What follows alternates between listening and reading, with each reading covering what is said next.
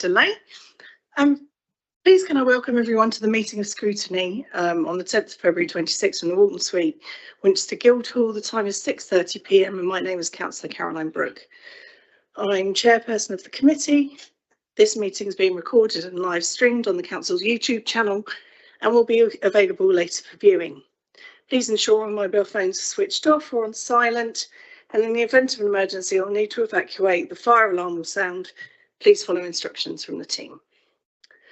I'd like to welcome members of the public this evening and visiting councillors in attendance. So turning to the agenda, do we have any apologies, Matthew? Good evening, Chair members. Apologies from Councillor Clear, who's been replaced by Councillor Gordon Smith. Thank you, Chair. Thank you, Matthew. Any declarations of interest this evening? Councillor Wallace? Yes.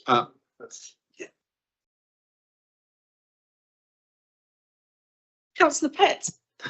Thank you, Chair. I need to declare that I have a disclosable pecuniary interest in respect of all items on the agenda due to being a member of the South Downs National Park Authority. However, as there is no material conflict of interest regarding these items, I have a dispensation granted by the monitoring officer that enables me to speak and vote on such matters.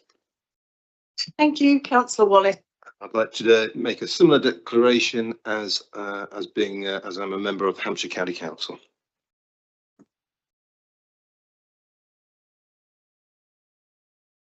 Thank you very much.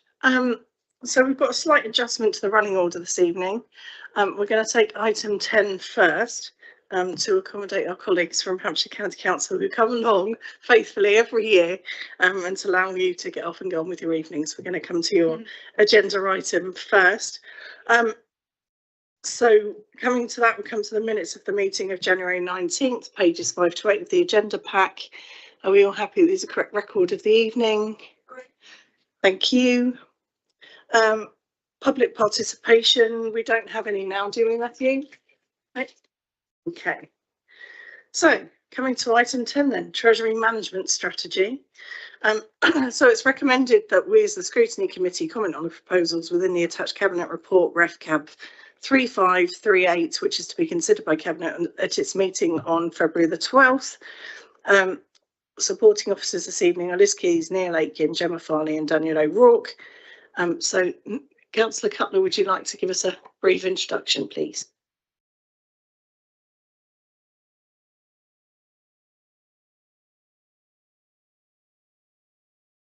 Thank you, Chair. As every year, we bring the Treasury Management Strategy to Scrutiny and to Cabinet and then to Council. I don't believe there are many significant changes to the strategy this year. So the paper will include updated figures, but no change in policy. I think that's about as much of an introduction as I need to give, but we have the expertise here to answer any of the detailed questions that you might have. Thank you, Councillor Cutler. So, committee, do we have any questions this evening on this one?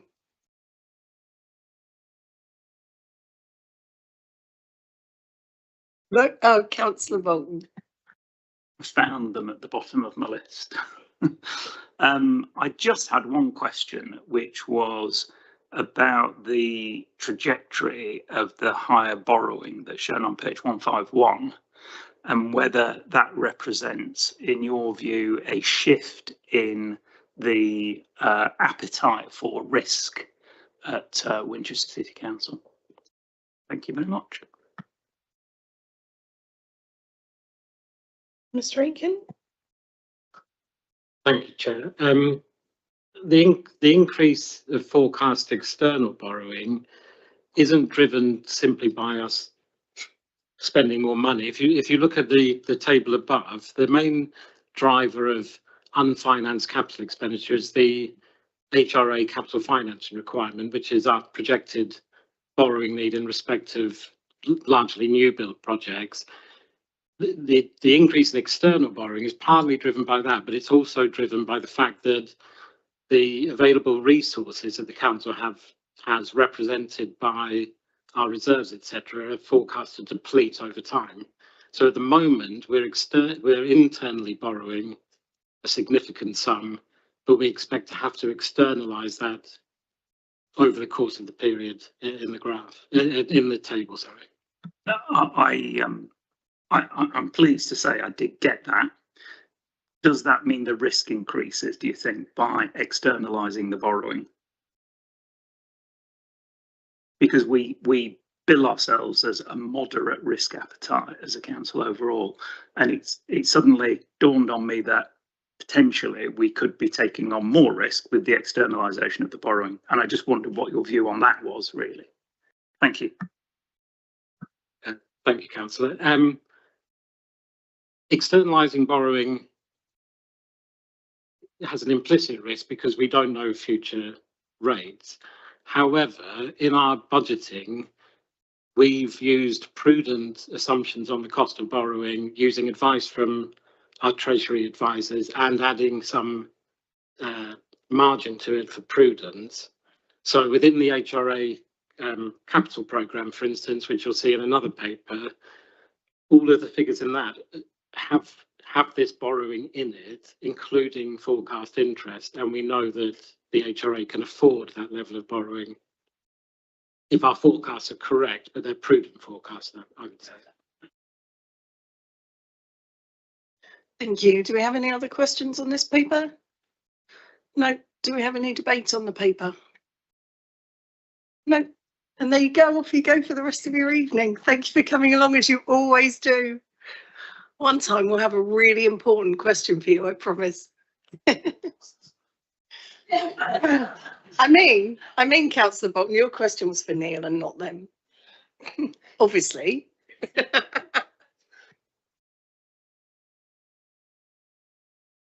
We'll just give them a moment to pack up before we continue.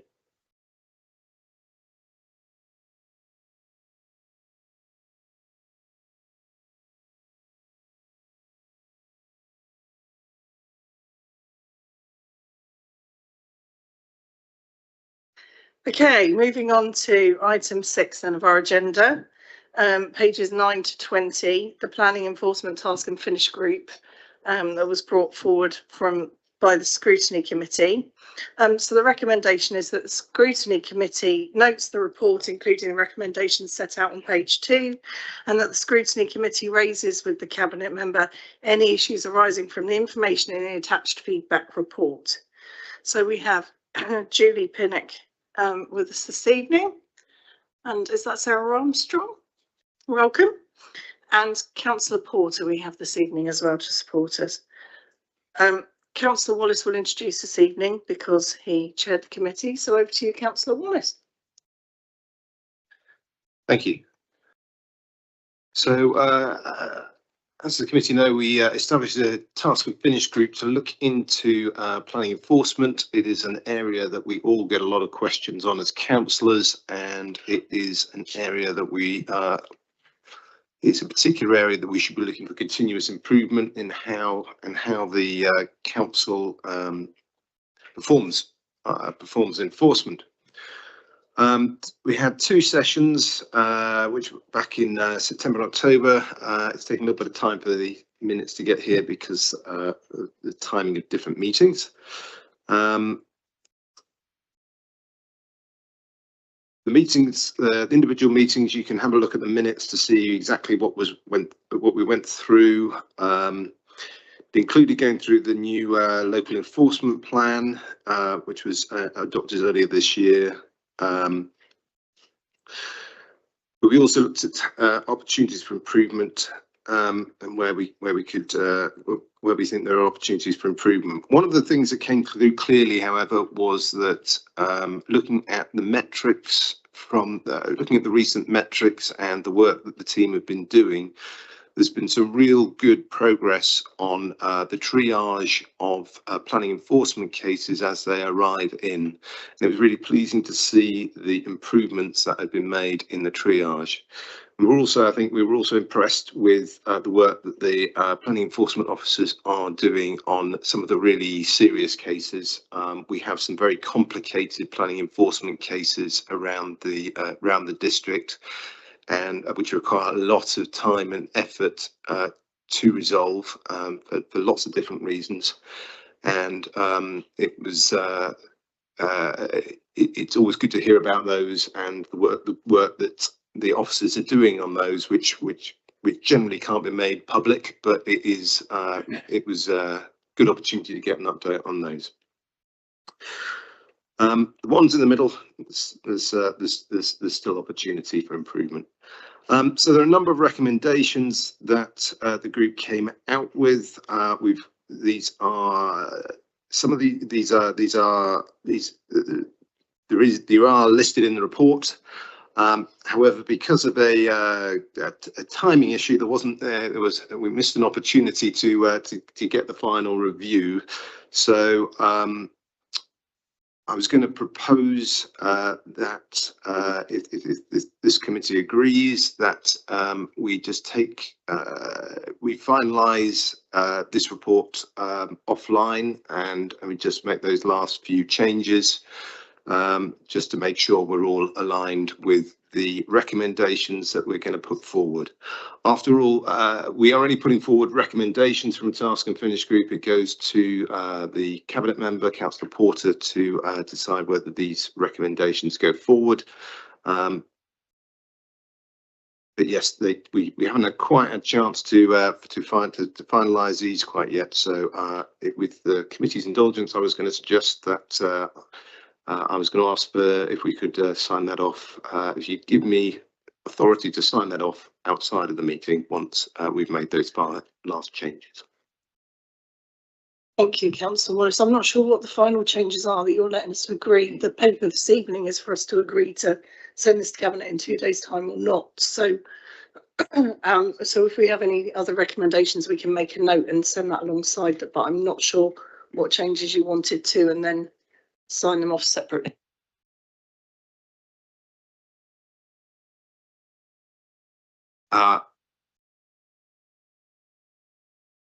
There wasn't a chance to get these the minutes and the report was this has not been through a review and been agreed by the members of the committee, and it will not be agreed by the members of the committee today, this report as is. We do need to make some changes to it. Councillor Murphy and then Councillor Power.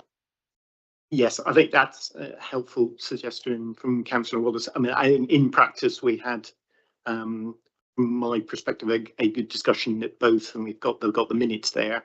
But yes, an opportunity to actually get together and increase the focus of the recommendations and have them more as an agreed set would be very helpful. And I think it's consistent with not putting it forward. It's not quite that we can.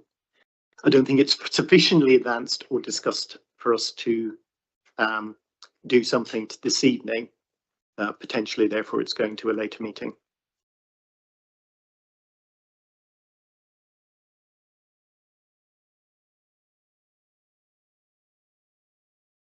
Councillor Power. Thank you, Chairman. I'm not sure if it will help this process at all, but I do have some fairly important questions. I think why was there no mention of hedgerows? Developers seem to find those amazingly inconvenient and take any option to take them out. Did the group consider whether the fact that enforcement is not a statutory service has influenced the priority it has received in this council in the past? And did they consider whether we should lobby our MP to have it made a statutory service? And I was a bit surprised there were no Conservatives on the Working Party. So I'm a little concerned about that. Thank you, Chair. That was because the meetings were at 9 AM and I work full time. And at the time I didn't have access to my email, but I had made Councillor Porter aware I could not make a 9 AM meeting. The second one's still made for 9 AM. So that's why. Councillor Lamey. Thank you, Chair. I concur with what has been said so far.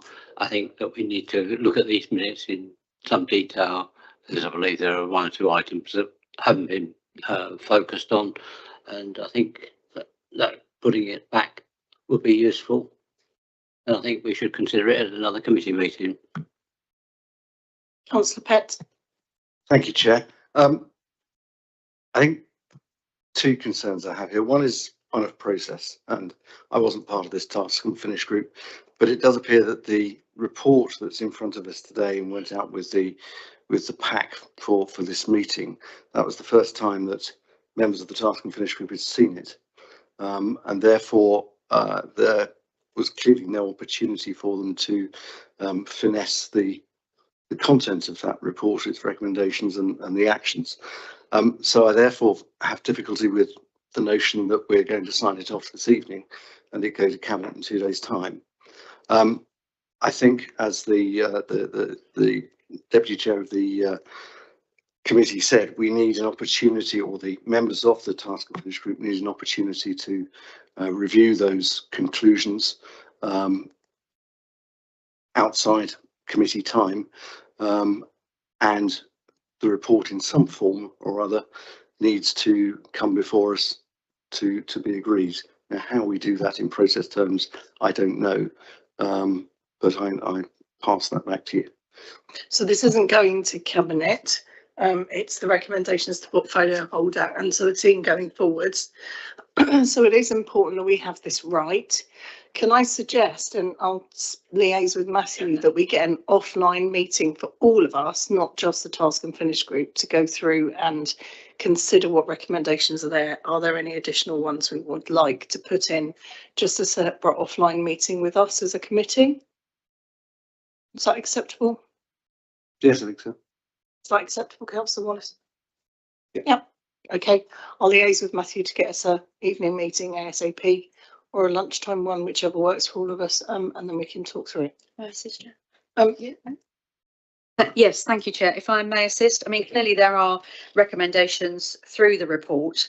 And so maybe, Chair, if you're minded to hold that meeting when we have our next scrutiny, we merely attach a single side piece of A4 with all the recommendations on, as considered by committee, and we'll bring it to your next scrutiny committee. Yeah, That would be great. Thank you. Okay, everybody?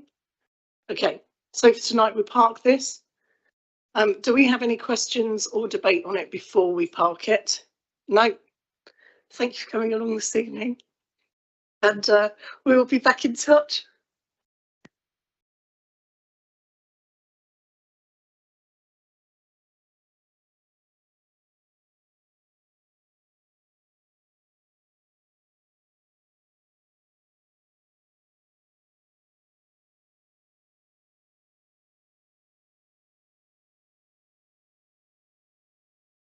Okay, so we'll come on to the housing revenue account, item 7 of our agenda packs, page 21 to 58.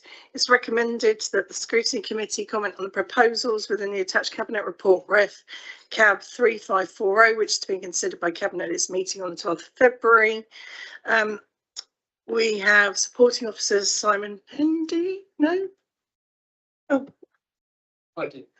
I've completely missed Lisa at the end of that table before. It's not a good place to sit. Liz Keys, Neil Aitken, Derek Kennedy, and Kevin Harlow, but yeah. And we will, sorry. And we have an introduction from Councillor Reid. If you'd like to go ahead, Councillor Reid. Thank you. So the paper before you is for the housing revenue account budget next year and longer term business plan around capital investment. This paper, which will take Cabinet later this week, is the product of quite a lot of modelling, engagement with tenants. 2 members of the tax board are with us this evening, which I'm pleased about. And also sets out some of the challenges that we'll face over the life of the business plan, largely arising from inflation and the issues that we're already seeing around increased in construction costs, energy prices, and borrowing. But fundamentally, what we're trying to do here is, of course, is make sure that we have a housing service that's fit for purpose, that makes sure that tenants have good, warm, safe, secure homes that are economical to run and that meet our regulatory standards. The paper we've got before the committee, I'm confident, does that. It sets out how we'll protect our repairs and maintenance programme to make sure that we maintain those standards. It also sets out our plans for retrofit, decarbonisation, to ensure that our housing stock is both performs well on carbon and is also cheap to heat and maintain. And it also sets out our plans around our budget around plans, I should say, around building or indeed acquiring further council homes. It's balanced. The savings which are in here are around £1.1 million. We've spoken to, again, both the TAC board and done a wider consultation with our tenants, which we received 291 responses to, which is a marked improvement on previous years where we were down in single or double figures. So we've had a good response to our consultation. We also propose in here to follow the rent setting guidelines from the social housing regulator, which is CPI +1 or 4.8% in the period. The paper also sets out what we believe to be risks facing the HRA in the medium term, primarily arising from, again, some of those macroeconomic factors I mentioned around interest rates, inflation, but also some funding challenges from central government. But fundamentally, what we have before you, I think, is for the long term shows that as a balanced budget that will maintain the housing service and keep tenants in good, warm homes that are economical to run, as I set out before, and viable for the long term. One point of process, if I may, one of the recommendations, the TAC board was held last week, and members of the board asked us, or the board, I should say, asked us to consider changing one of the savings recommendations. I can go to some more detail around that, but it's a detailed point around where they would like to see savings made and where they would like to protect services.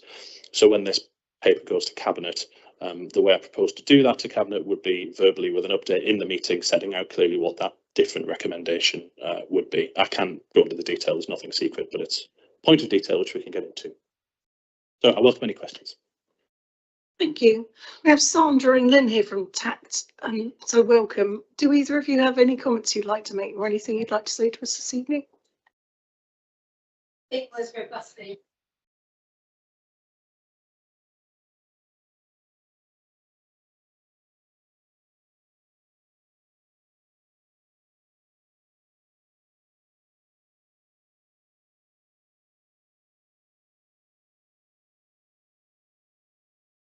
Thank you. Thank you for feeding that back. Appreciate that. Okay, so do we have any questions on this paper? Councillor Bolton. Thank you, Chair. On page 44, I think I found you £500,000. If you look at the table, you look at it in different directions and the numbers don't add up. And that 0.4 comes out at 0.9 one way and a different number the other. And I wonder what the real numbers should be. Page 44. Yeah, that table. So it says that 2.4 and 0.6 and 0.7. You know, when you take all the red off, the 3.5 comes to 0.4, it comes to 0.9. And I mean, it could be a rounding error, but administration allocation 0, 0, 0 coming out at 0.1. But there's a number of ways it doesn't add up. So. Yeah, thank you, Councillor. You're right. It doesn't add up. There's £500,000 out. I think the principle remains the same, but we'll make sure we get that reviewed before we take it to Cabinet, so the number is correct for Cabinet. Thank you. Thank you, Councillor Bolton. Councillor Power. Thank you, Chairman. 2 questions. At 11.9, we refer to a full stock condition survey.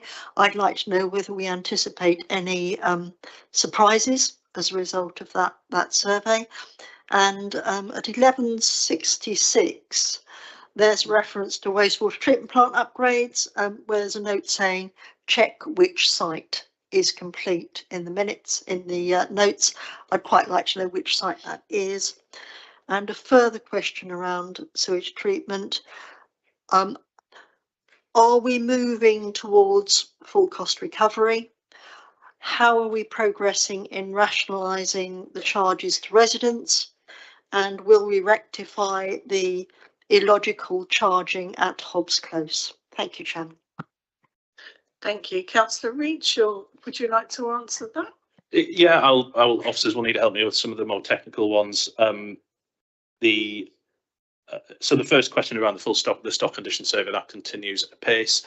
Are there any issues arising that we've discovered, Mr. Hendy? Yes, we're sort of halfway through at the moment, expected to complete the stock survey by July this year. And as we're going through any category 1 hazards that we find, we're dealing with there and then, and that's picked up in the report that shows that has a slight impact on the repairs and maintenance spend at the moment. And then the second one was around which site. I'm not sure which site it is. Obviously, that will be corrected before we get to Cabinet. I don't think we know that, but we'll make sure we do. Simon, it's at 11.66.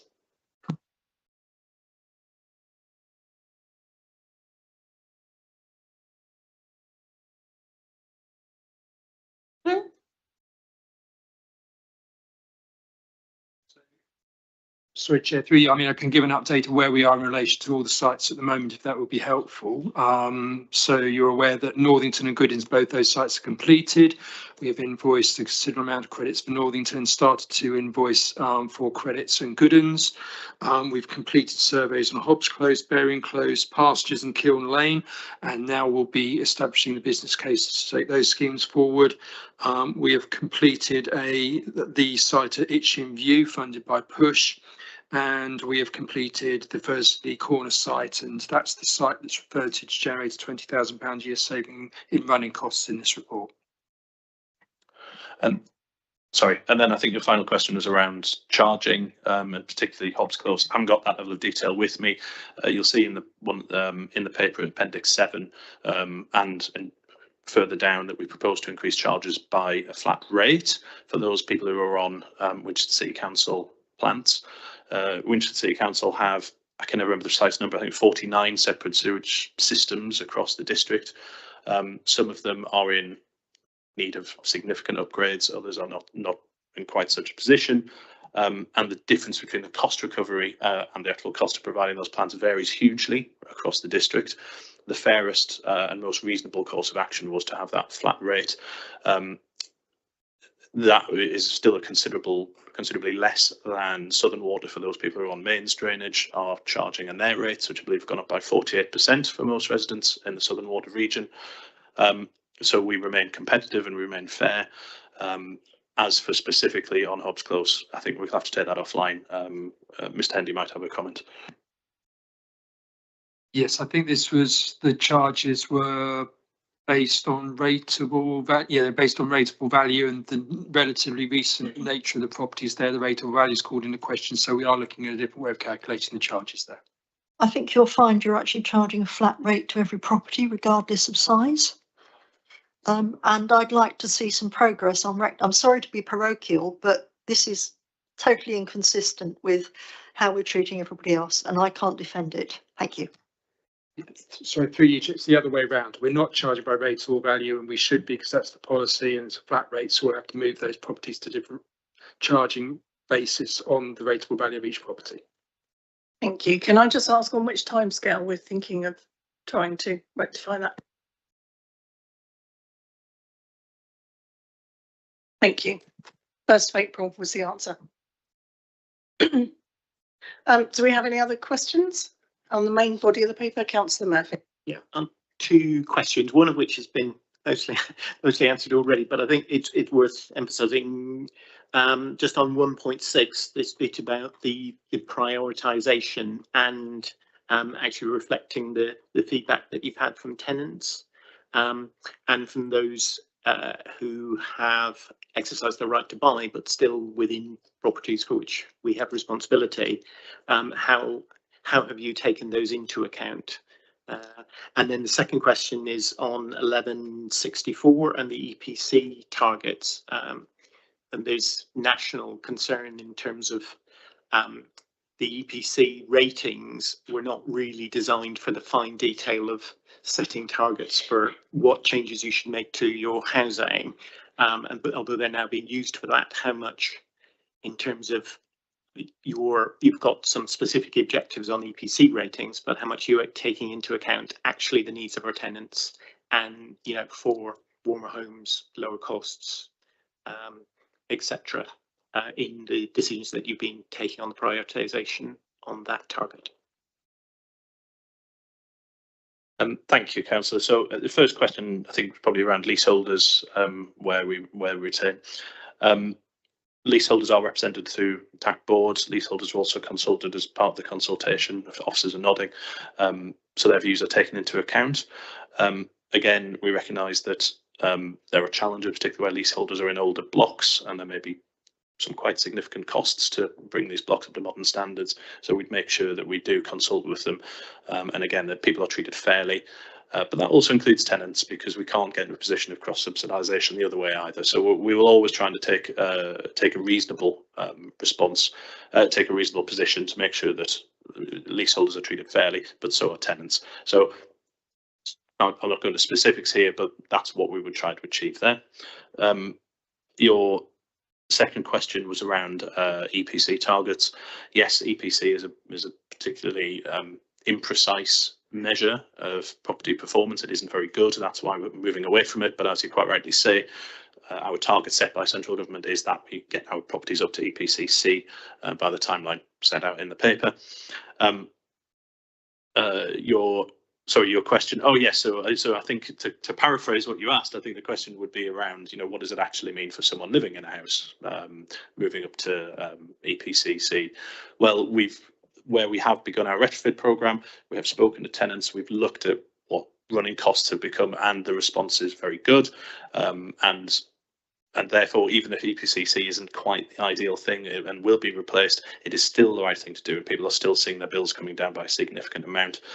I asked officers at Cabinet Committee Housing, which was I think last week, to put some real figures around this, because it's quite hard. It depends how big the house is and your particular energy usage, but people are seeing significant reductions in their bills for heating once their property has been retrofitted. Councillor Wallace. My question runs straight on from that. So, yeah, I think we're all keen to see our council homes improve their energy efficiency. But there's been obviously been some challenges this year. I think I was told at the Cabinet Committee, I think there's been,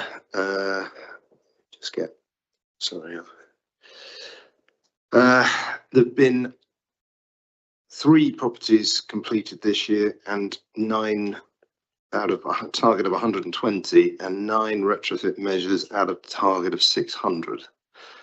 Obviously, you know, this is, we need our homes to be warm for our residents. We need to get them up to a suitable standard. And it was surprising also that when I talked to my colleague, that the change, the SHF Wave 3 government funding and all these problems with the batteries and stuff, that wasn't mentioned in the meeting at Cabinet Committee a week ago. So are we meant to be, yeah.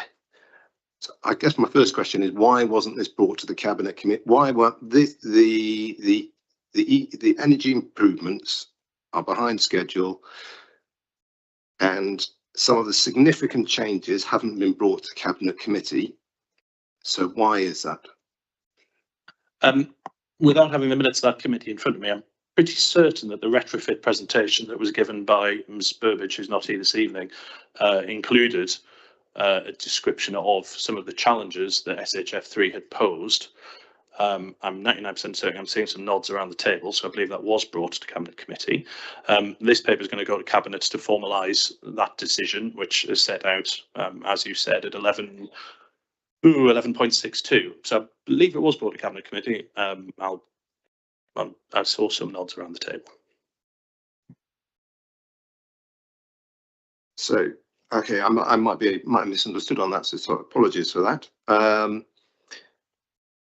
So the DESNES funding, we're no longer getting, or we're going to hand back the DESNES funding. We're going to do it ourselves, and we're going to save money. So previously, we were told we needed the DESNES funding in order to do the upgrades. Now we're being told that we don't need the DESNES funding because we can do it more efficiently ourselves. So which is it? Well, it's the latter, as set out in the paper. The paper sets out the rationale, cognizant of Councillor Bolden's point about the maths, but I don't think that changes the position. As the paper sets out, DESNES funding comes with significant constraints, primarily around the use of batteries. And now, without battery installations, our solar doesn't work, frankly, because we generate lots of nice electricity during the day when people are out at work, and then in the evenings when they turn their ovens on, it's not there for use. So the only way this can work is through the installation of batteries. DESNES, for reasons which are set out in the paper, have decided to move away from allowing batteries in these kinds of installations.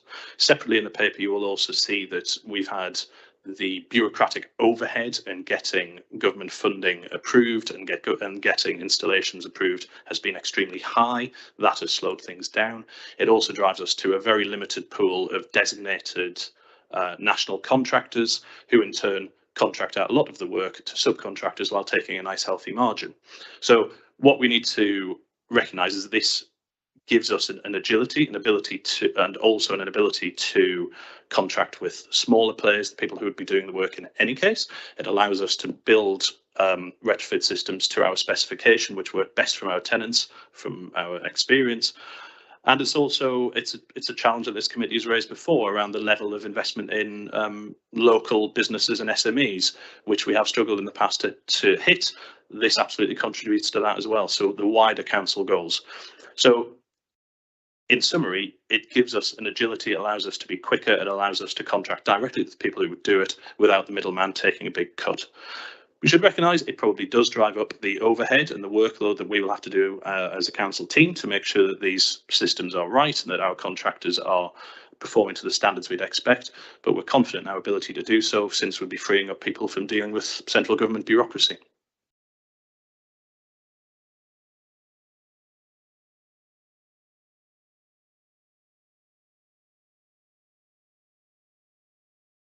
That all makes sense. It's just that I'm pretty sure we heard the exact opposite a year ago when we got told we had to get the funding in order to move these projects forward.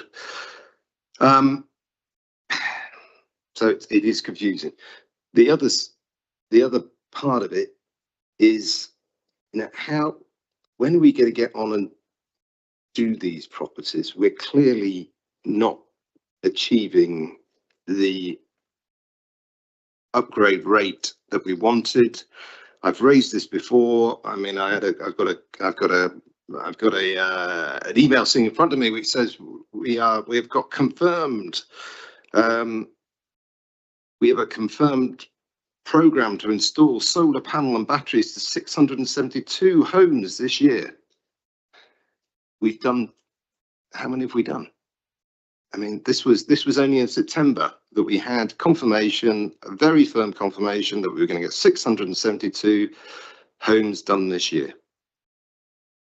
And so I'm struggling to, you know, when we get told things and then something else happens, it undermines all confidence. So,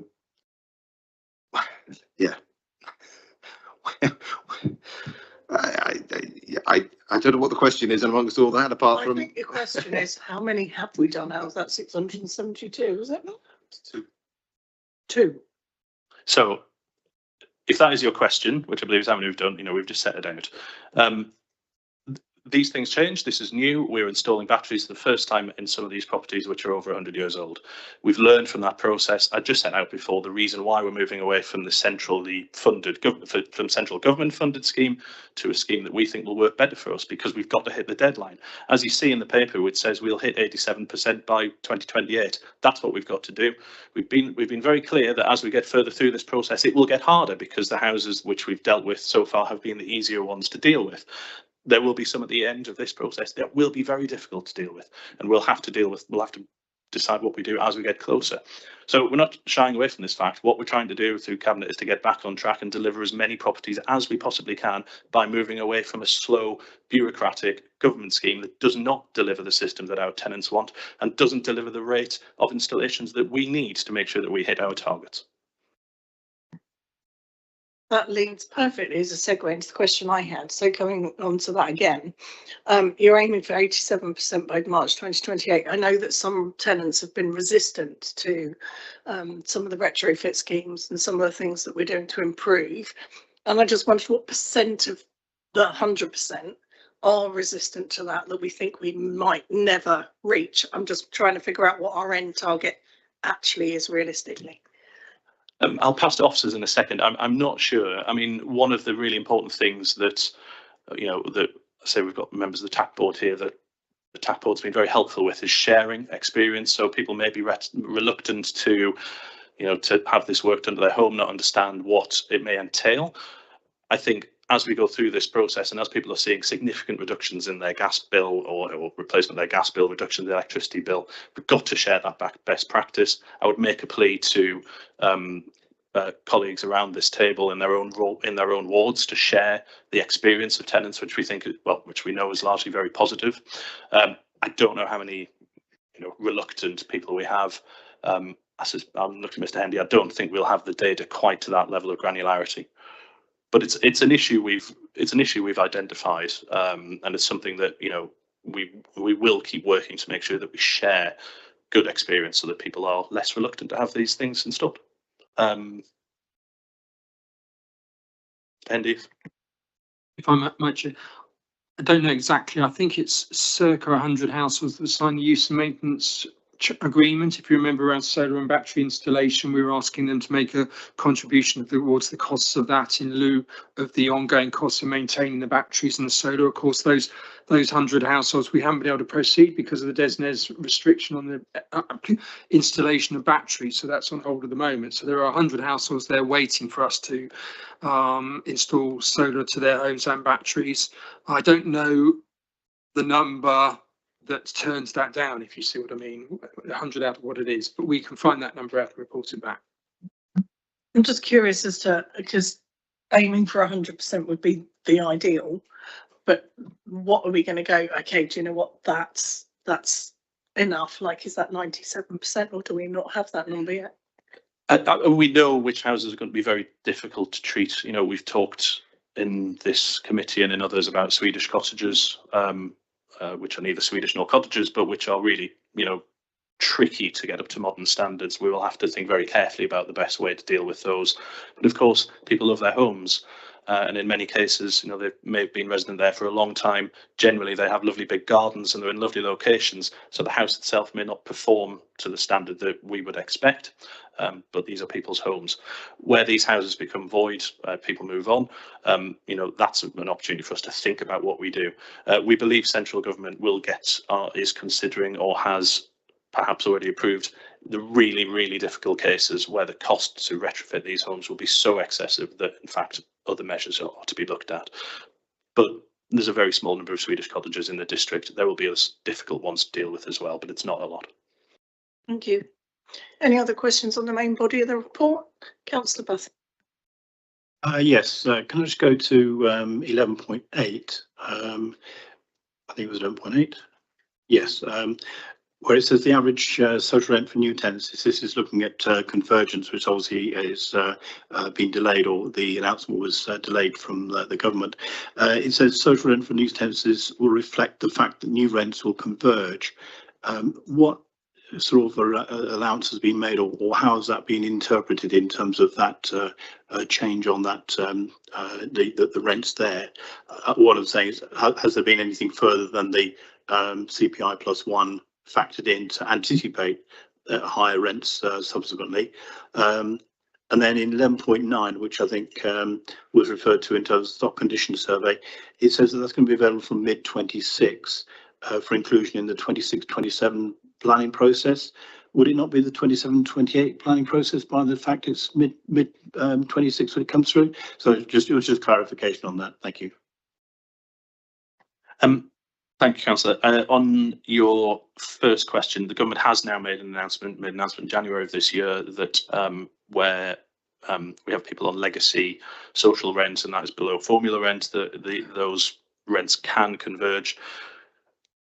It wouldn't be right to do that in mid-year, and we're looking to do it instead from 27-28. So that's when that's been factored in from next year.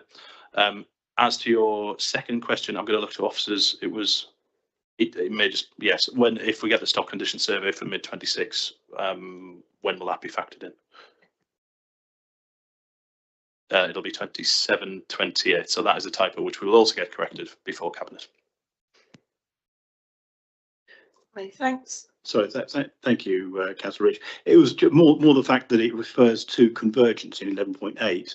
I was just questioning whether that meant that there was something that had been put in there additional to the CPI +1, which obviously the other rents have been used, have actually had applied to them. So it was the fact that it refers to convergence in that. I just wondered if there was anything further. That's all. Mr. Henry. New tenancy, so when a new property is let, it's at the higher rate. It's not existing tenants, as it says in the sentence. So I think where we have someone who's on social rent, but that property then is relet to a new tenant, that would then be done at formula rent. So that's where you would be coming in at a higher level, hopefully. Any other questions on the main body of the report before we come to the appendices? No. Appendix 1 then. Do we have any questions on that? Appendix 2. Appendix 3.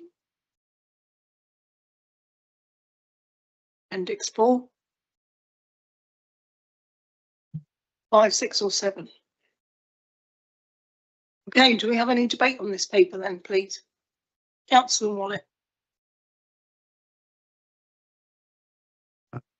I am concerned about the retrofit of our council properties. Our tenants deserve to be living in nice warm homes, energy efficient homes, and the rate at which we are improving energy efficiency is frankly appalling. After has been certainly this year.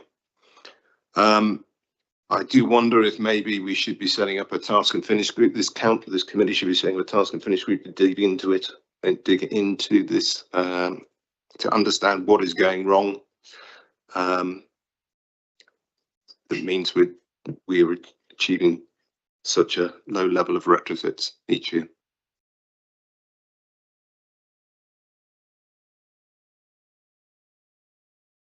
Thank you, Councillor Morris. The next task and finish group is coming from, is it health?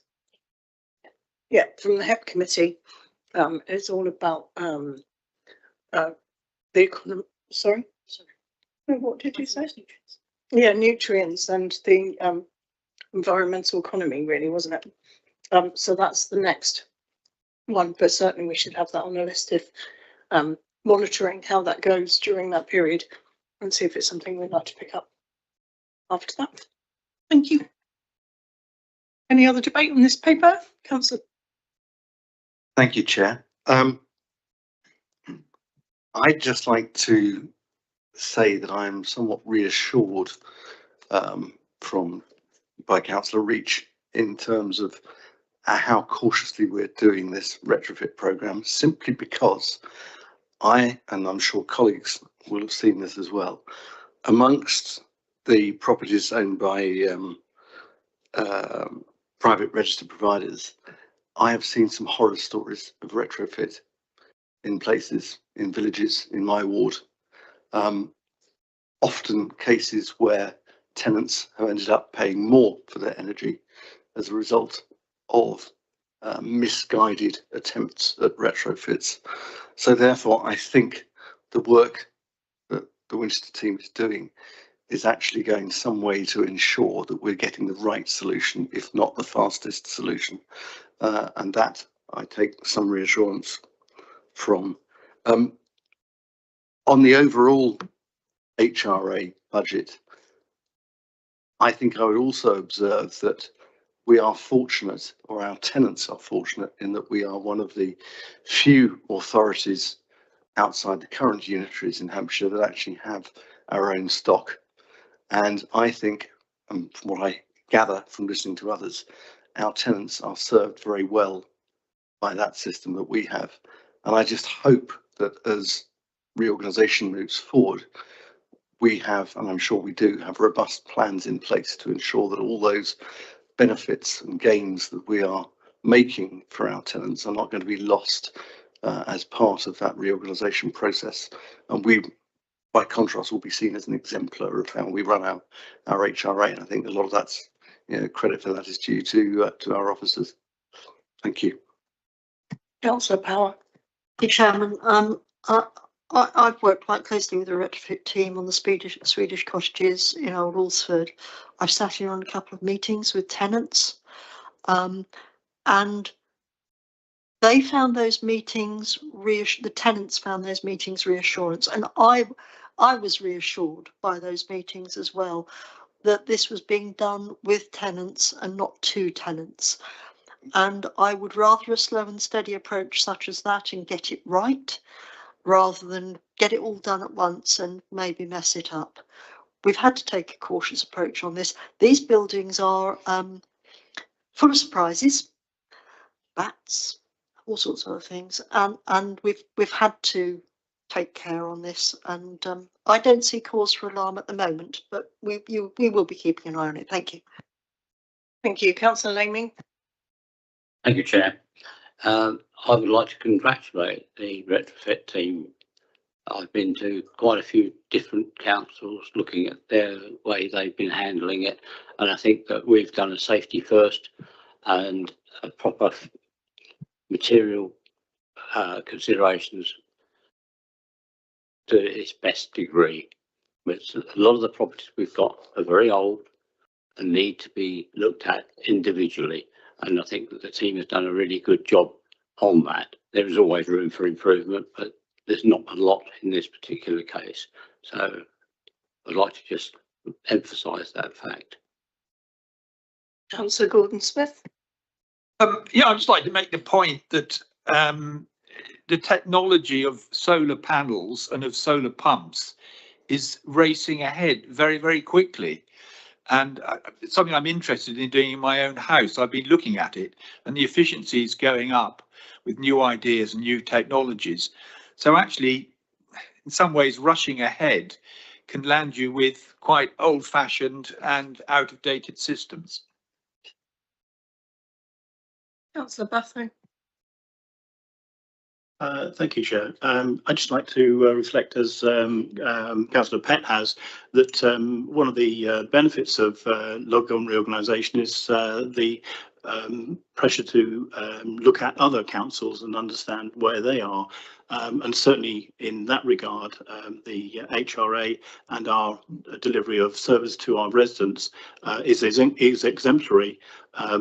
We, as Councillor Pett was saying, are one of very few organisations or authorities that actually have a housing stock. And the fact that we do is a benefit to our residents, and the way that it's delivered to our tenants is it sort of provides a service and a sort of a facility which our residents are greatly appreciative of. I think then, in terms of the current headwinds of finance, the fact that we can still maintain a building programme to actually produce 1,000 more homes within the period to 2032 is again exemplary and sort of fantastic in the environment, and maintaining that as we do with a positive response and a positive relationship with our tenants through the TAC board means that we are doing things like the improvements to energy efficiency with those tenants, rather than, as Councillor Power was saying, to them. So I just would like to, with all of that, commend the team and Councillor Reach for the work that's being done by the HRA in providing that service to our tenants. Thank you. Thank you, Councillor Bolton. Thank you, thank you, Chair. So it remains for me as well a source of frustration that it's not moved with the sort of pace that we would all like to see. I know that, you know, we all want to see improvements in EPC ratings for all the properties in the HRA account, but I also realise that it is, and from our own experience, Jerry and I in our ward, it is complicated. It is not easy. It is not always met by the tenant with the enthusiasm that we might want them to have, even though, you know, it looks on the face of it that they'll save money by having it, because it's an inconvenience as well, and it's a disruption. So I get there's a fine balance, but nonetheless, I too feel disappointed at the rate of pace that we have with these improvements, because to my mind, more than anything, if net zero means anything, it's, you know, wrap those houses in a blanket first, rather than, you know, giving them solar panels to produce more electricity. Just make sure they're not wasting it is the priority to my mind. And the faster that we can do that, and if by setting up some sort of task and finish, we can, you know, refocus in any way or help in any way, I don't know, but I'd support that if everybody felt that that was the right way forward. But yeah, so that's all I've got to say. Thank you. Thank you. Okay, so are we happy that we've gone through this? And thank you again to our TAP members for being with us this evening. Your thoughts are always really appreciated by all of us. Okay, so I don't have any specific points noted down that we pulled out of that. So we shall move on to item 8 then, General Fund Budget 20. Oh, thank you for coming along. Sorry, I didn't thank you. Item 8 of our agenda, General Fund Budget, pages 59 to 94. We have, again, Liz Keys, Neil Aitken, Darren Kennedy, and is Kevin Harlow. Right. And we'll have an introduction by Councillor Cutler.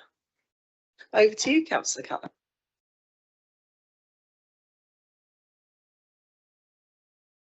Thank you, Chair. In November, we set out the medium-term financial strategy and budget options, and at the time I was fairly clear that our options were fairly limited with the budget this year. The local government reorganisation being quite a drain on our resources, both on capacity and financially over time. And so the key position for us as a cabinet really is to maintain business as usual and hopefully improve business as usual, to get projects that we can, you know, to be pretty ruthless on our prioritisation of projects that we need to get over the line before the statutory changes order comes in. And so therefore the budget, as I say, was fairly limited. Now, we do not propose many significant changes to anything that came in that paper in November. The one area of uncertainty at the time was the fair funding review, the government's spending settlement, which as usual was fairly late this year, 17th of December, we got the figures. This paper is all based on those figures, which were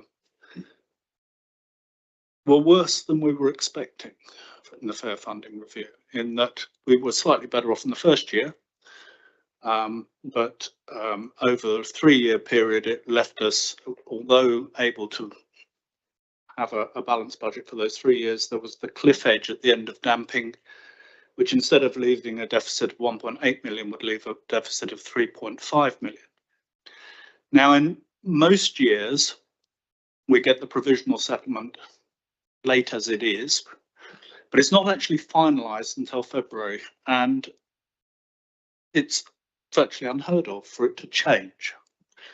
But last week, the Chief Financial Officer was informed that the government were minded to make a recalculation of those figures because they had made an error in their calculation of the damping element of things based around business rates pooling. Quite complicated, and I'm sure Mrs. Keys will be far better at explaining it than me. But the reality is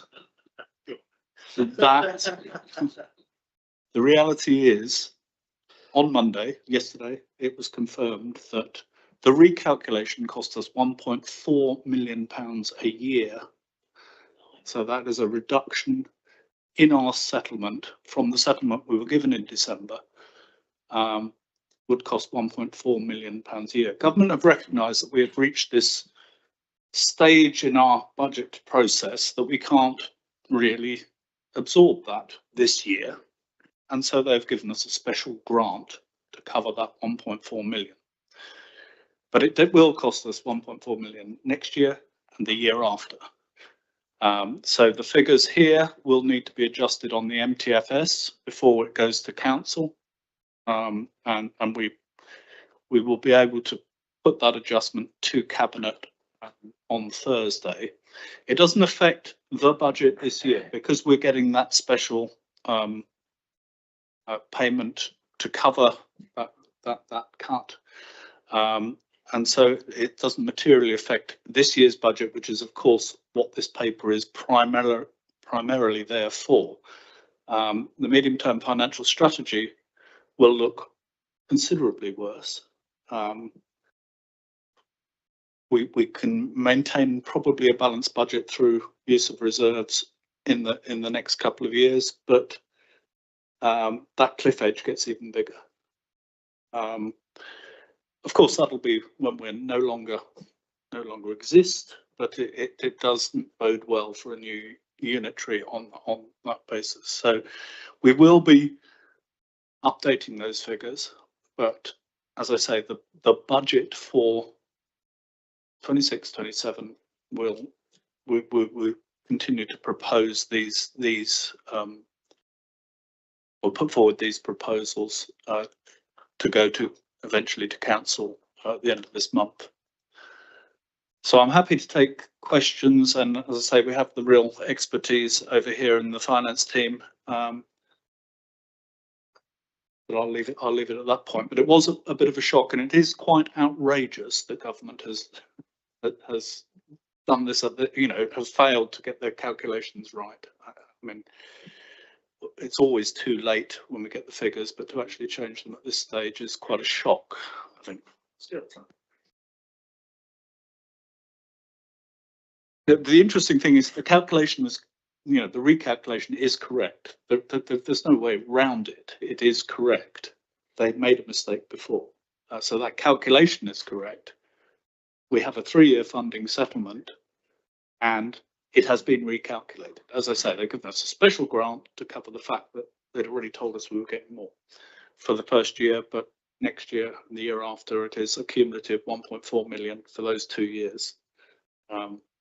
That does have quite a knock-on effect. Thank you, Councillor Cunner. Before we move forward, I just wanted to ask you if that calculation meant that most councils missed out. Was it just their overspend, or are we particularly badly affected?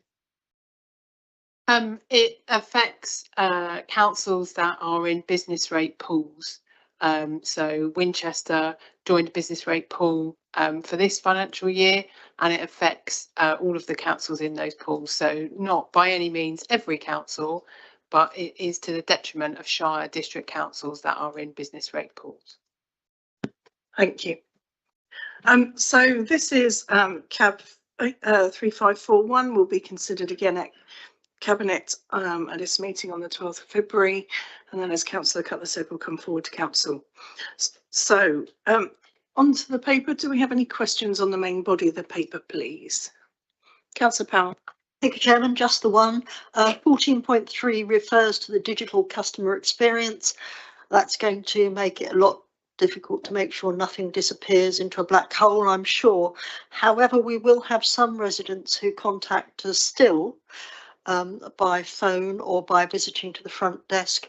Will we be able to track those queries and requirements in this system as well?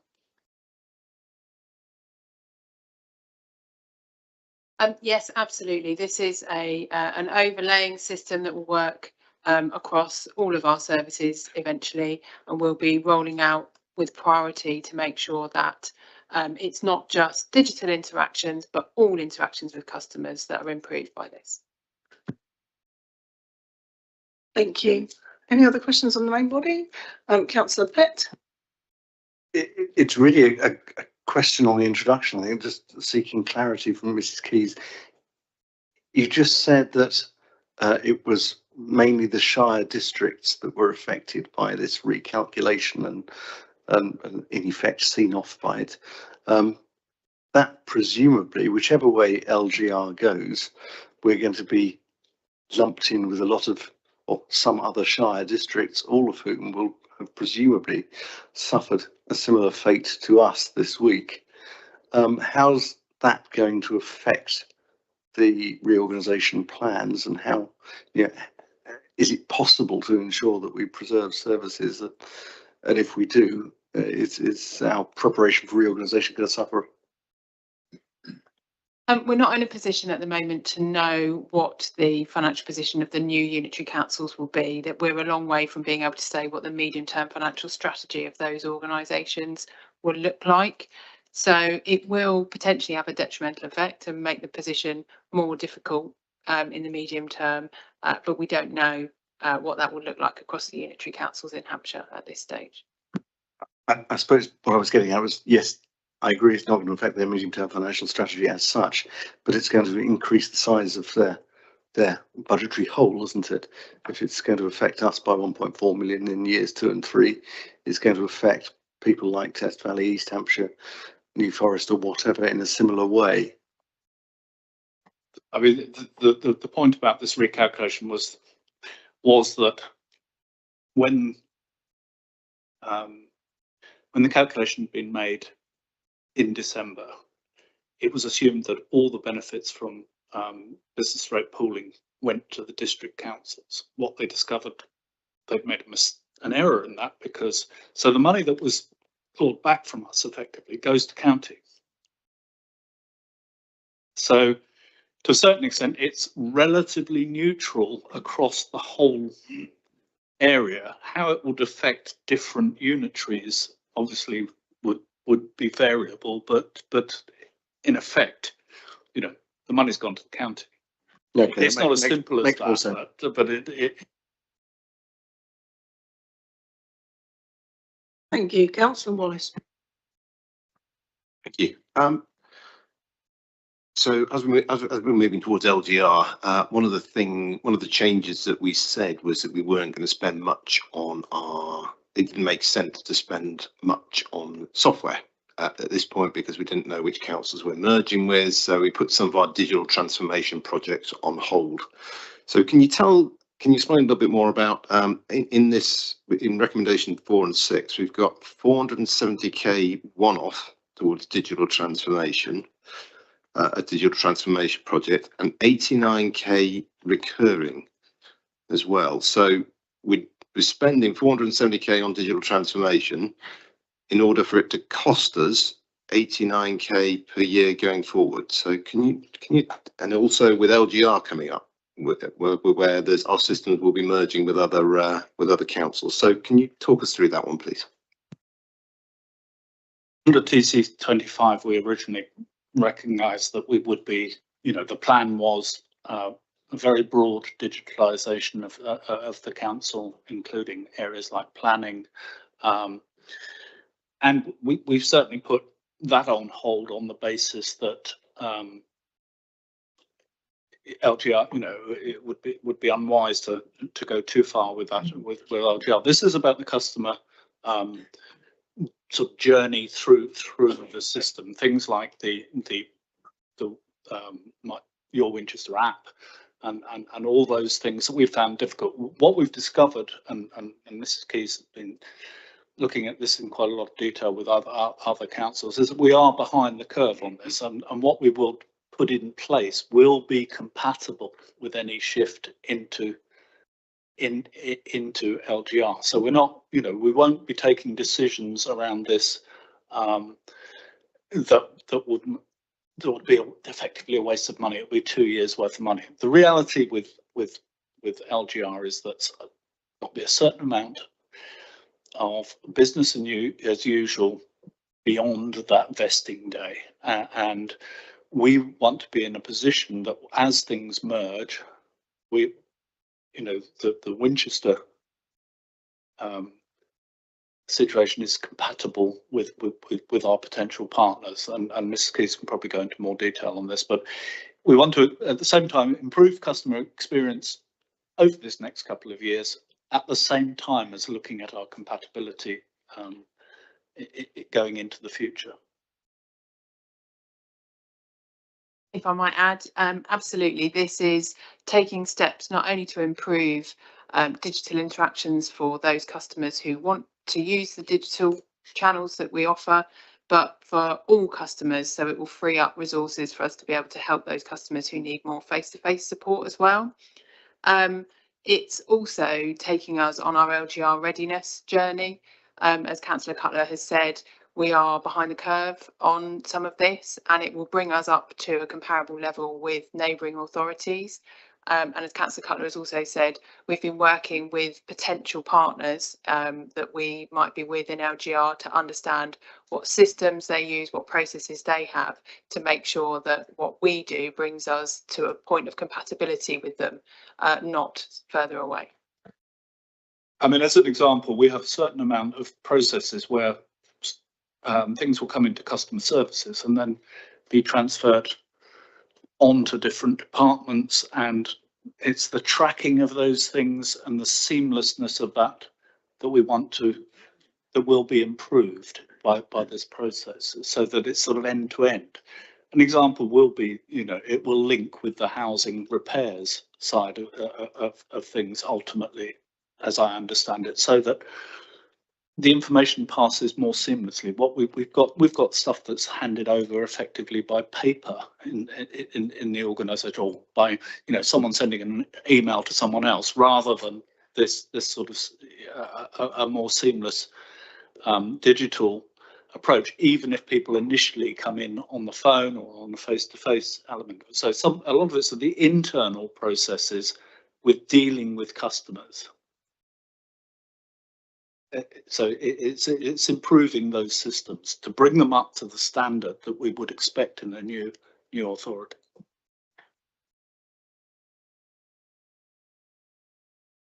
Any other questions on the main body, Councillor Batho? Yes, I'd just like to explore. There's a comment, I can't remember the number, about the adverse 60,000 income for the Guildhall. I know that's been a difficult sort of area to maintain, but what's the particular sort of reason for that reduction? And also noting again about the Guildhall, there are obviously costs being put into the revenue budget for the sort of the condition surveys. With the history of costs for that type of building work, what sort of level of contingency have we got in terms of the costs that are being put into that budget? Thank you. To answer your first question, the reduced Guildhall income is due to the closure that we had of the Bapsy Hall. So those are the outturn position that we're expecting for the current financial year, just to give an update on that. Can you just repeat what the second question was, please?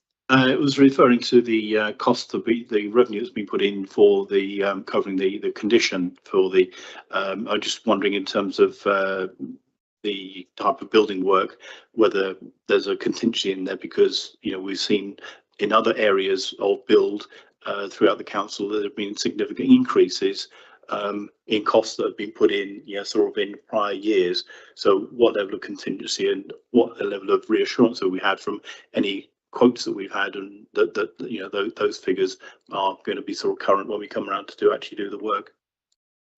Yes, certainly. The estimates that we've included within the budget are high level estimates at this point. We will need to go out and get the detailed surveys to specify the detailed work. But we have factored in a reasonably high level of contingency within those figures. So we think that is a good budget. Councillor Bolton. Thank you, Chair. Page 75.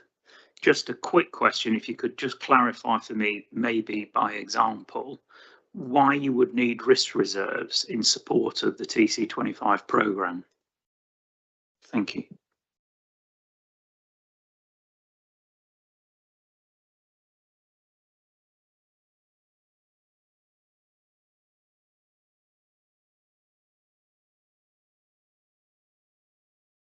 So that refers to the transitional reserve, which was set up as a risk reserve because we had so much uncertainty around balancing the budget in the medium to long term. And we have added into that reserve to support the TC25 programme, but it's still classed as a risk reserve.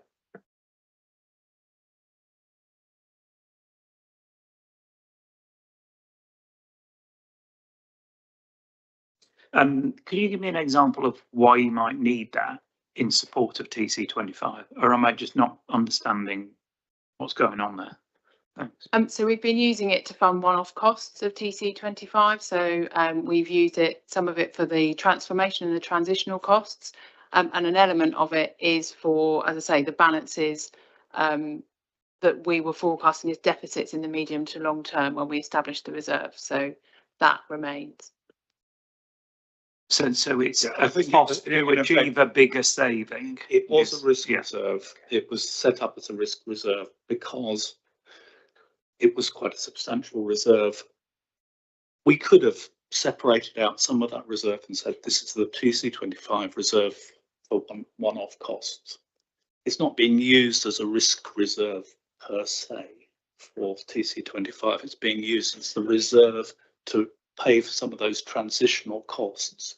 So it's about terminology as much as anything else. It was set up as a risk reserve due to the risk of the cost of transition to fair funding. That probably we came to the conclusion that it was there was enough in that reserve to be able to use some of it on the TC25 thing, which was to cut the costs of the transition. So initially it was there for risk. We have actually used it for positive reduction of risk. I suppose one could put it that way. I think it was this time last year when I explained the balance on that reserve as being really 2/3 for the risk reserve element of not achieving a balanced budget and 1/3 remaining to support the transformation initiatives to reduce that risk. Councillor Wallace, did you have your hand up for another question? Yes, please. It was on the debt write-off. I do understand that this happens periodically, unfortunately, but I just wanted to ask whether lessons have been learned, if there's any lessons learned from those debt write-offs, and in particular how to avoid getting into these positions in the first place. Was it all the write-offs, or was it the business rates or the rent write-off in particular? It's paragraph 21 in the report, which is on page something. Page 78.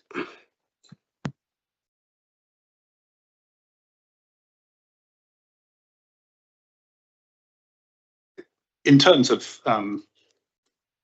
the business rates write-off, I mean, everything is done.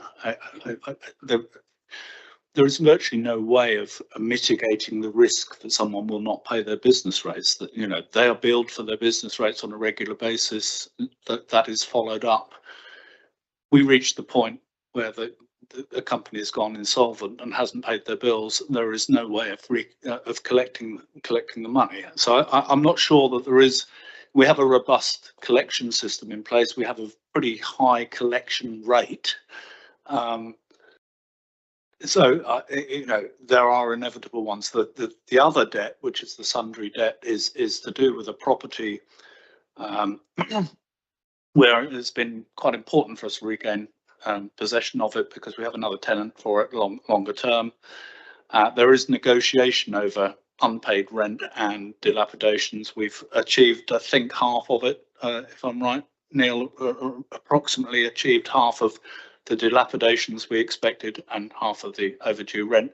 The important thing was to say, this is probably as much as we're going to be able to collect, and it's more important to get the new tenant in.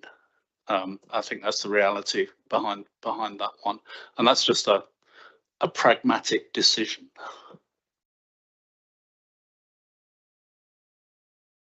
Okay, we'll move on to the appendices now. So coming on to Appendix A, does anyone have any questions on Appendix A, please?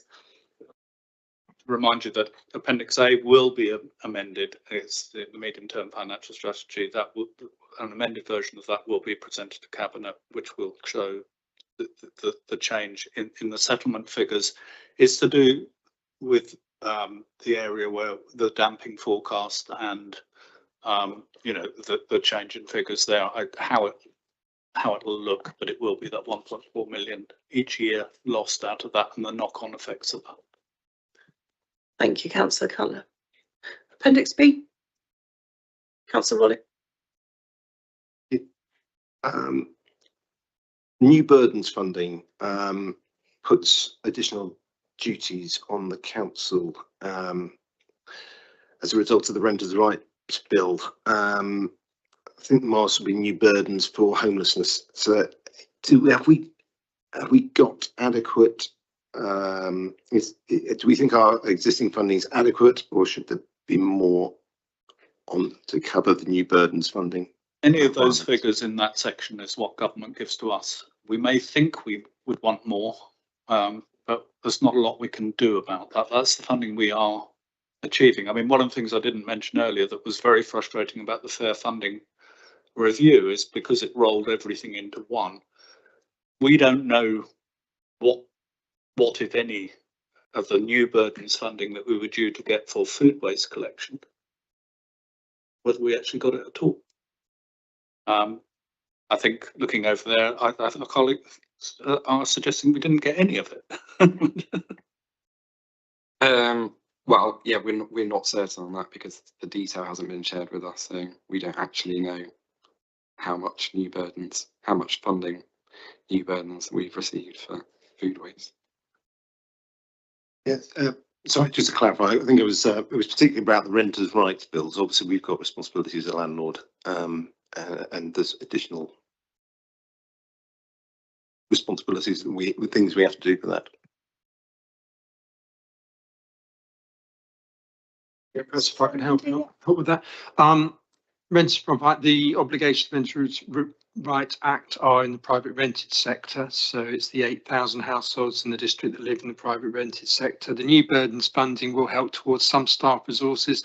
Clearly, the government expects some of the cost of the implementation of that to be picked up by registration in the private rented sector in the future, and also civil penalties that will be placed on landlords if they don't comply with the new regulations. So at this point in time, we have a plan to deal with the initial work. We don't know whether that will be supplemented by those two additional items that the government expects us to implement longer term. Thank you, Councillor Pett. Just a quick question on the employer's pension contribution reduction. Presumably that's something directed to us, is it? Yeah, it's as a result of the triennial valuation of the pension fund. So it's on the guidance of the actuaries who work with the pension fund. Oh, Councillor Bathone. Yeah, just it was something that drew my attention in the main body, but on Appendix B, there's the parking overtime of 30,000, which there was an increase of 200,000 on the actual parking, so it may be a beneficial spend of overtime. Is that just a one-off, or are we anticipating that to be something that's going to be going forward into the future years?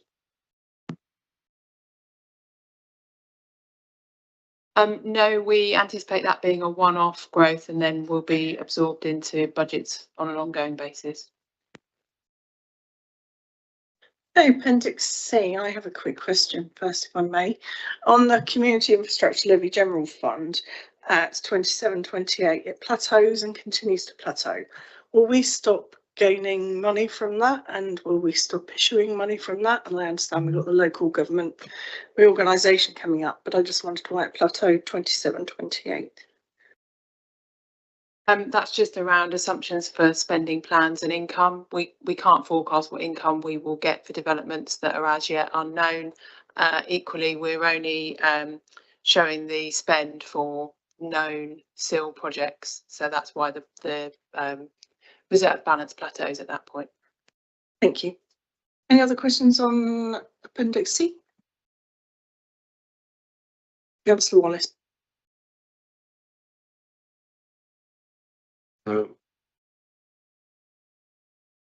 Plant property and equipment and investment properties. There was a valuation issue highlighted in the audit committee that for several years now the auditors have been able to have failed to sign off on our PPE and investment property valuations, and it was highlighted by the auditors as a significant weakness. How does that play into this? I mean, where is the risk captured here, or is it, or should it be?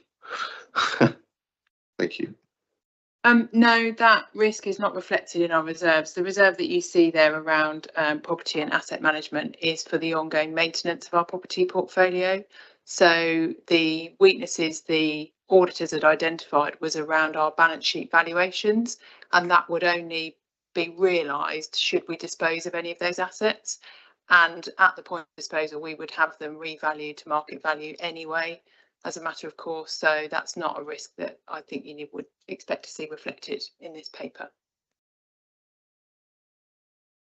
Councillor Bolton.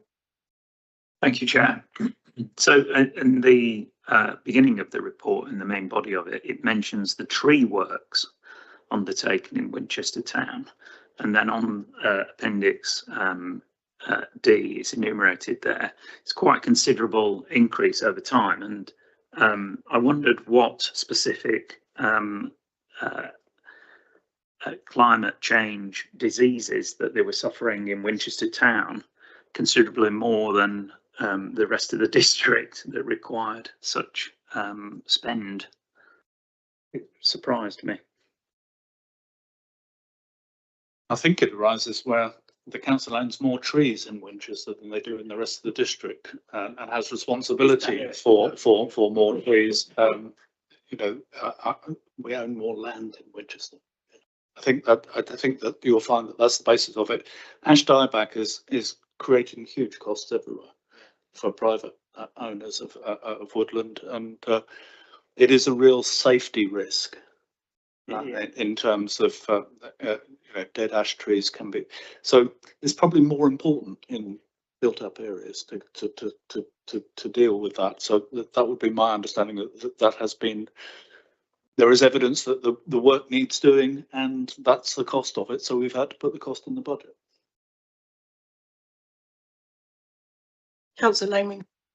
Yeah, I just noticed the night bus contribution.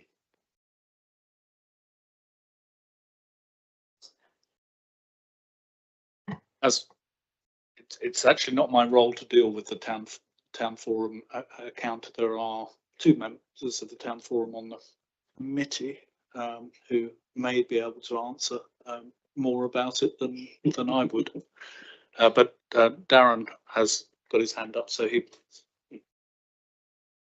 So for a number of years, the town account part financed the night bus service, and that's been quite successful. And so in terms of the latest tender, the operator has agreed to run it on a commercial basis, and so therefore that's why the cost is coming out of the town account. It's no longer a cost for the town account currently, but the bus service remains as it was when it was funded.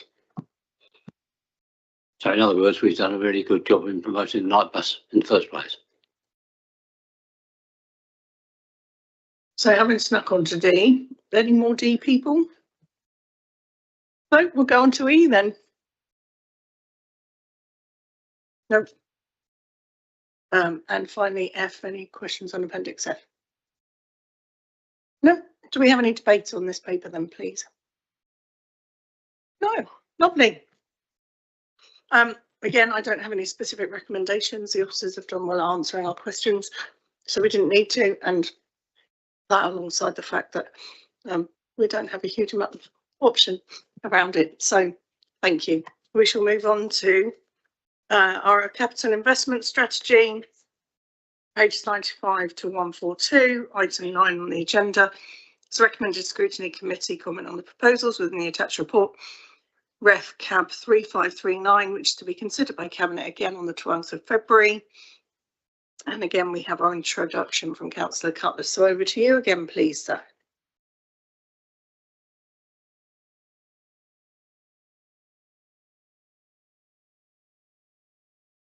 Can you put your microphone on, please? Yes, sorry.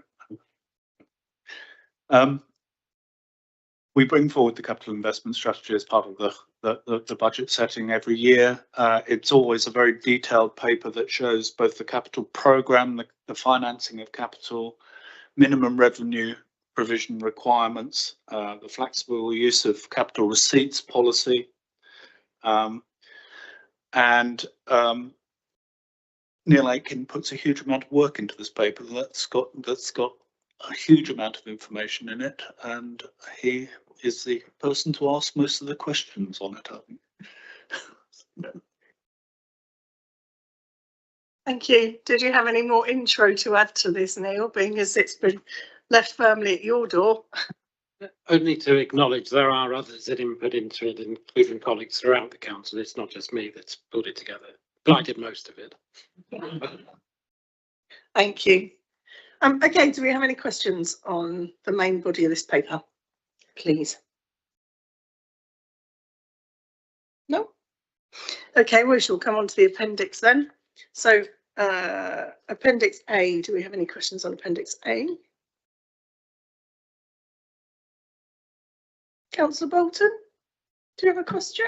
Well, I had a question on page 132, but I couldn't find it quick enough for your. And I was like lightning. Sorry about that. So it's the mention. It's this business of